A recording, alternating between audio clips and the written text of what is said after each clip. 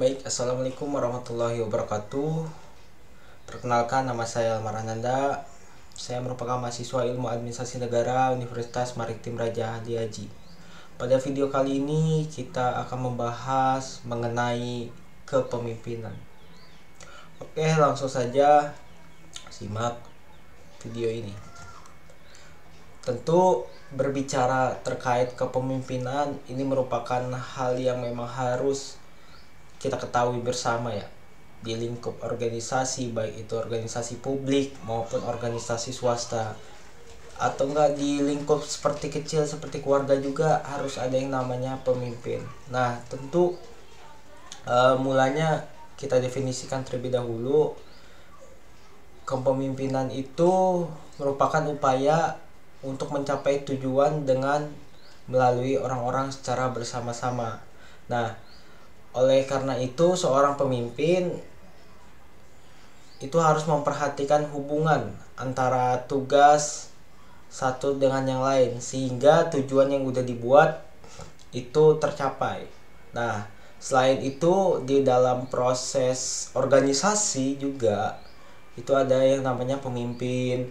Terus ada yang juga fungsi-fungsi dari kepemimpinan dalam berorganisasi. Nah, dalam sebagai seorang pemimpin tentu harus mempunyai fungsi-fungsi, yakni dalam melaksanakan fungsinya seperti manajer atau pemimpin-pemimpin di atasnya gitu. Jadi upaya pokoknya yang pertama yaitu penyusunan rencana. Nah, penyusunan rencana ini dia menyusun sebuah organisasi dengan mengarahkan organisasi dengan sumber daya manusianya, terus dia mengendalikan, terus dia juga mengevaluasi dari kegiatan yang bakal dilaksanakan. Itu seorang kepemimpinan itu harus memiliki itu. Terus yang kedua itu mendorong atau memotivasi.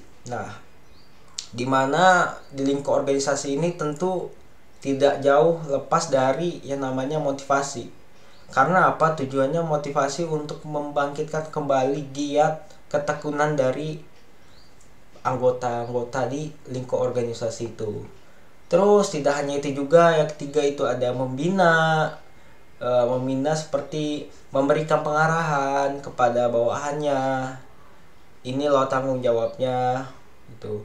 Terus selanjutnya menyusun fungsi manajemen secara baik. Jadi nah itu fungsinya dalam hal organisasi tentu harus disusun secara baik-baik gitu.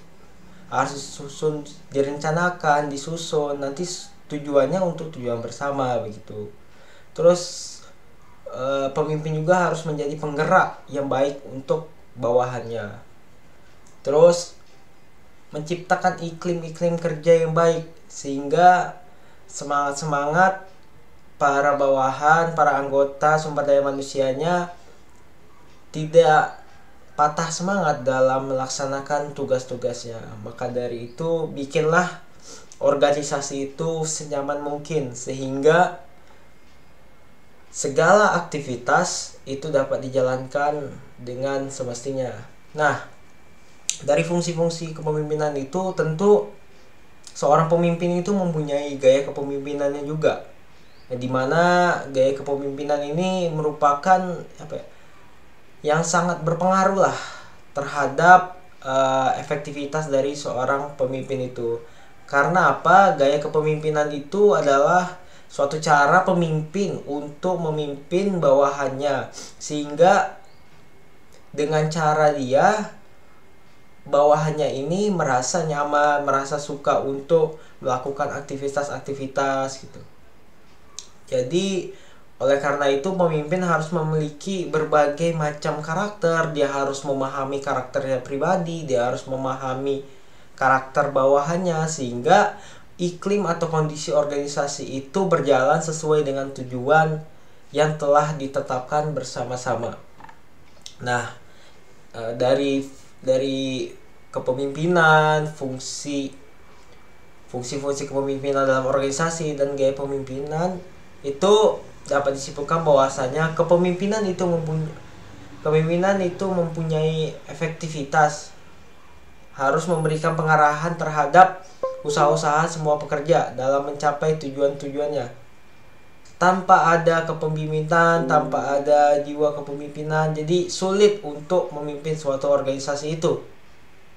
Oleh karena itu, kepemimpinan sangat diperlukan di dalam organisasi.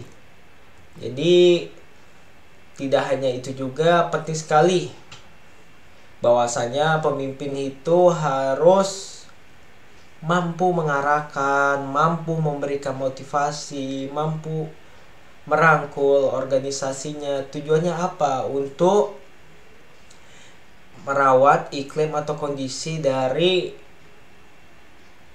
organisasi itu sendiri. Karena apa? Kan organisasi itu kerjasama 2 orang atau lebih untuk mencapai tujuan bersama. Nah begitu. Jadi pemimpin dia merangkul, dia mengawasi, dia mengendalikan, dia mengevaluasi juga organisasinya. Tujuannya apa? Yang untuk kepentingan bersama. Jadi dari materi ini mungkin itu saja yang bisa saya sampaikan. Terlebih dan kurang saya mohon maaf. Apabila terdapat salah saya mohon maaf. Wabillahi taufik wal hidayah. Assalamualaikum warahmatullahi wabarakatuh.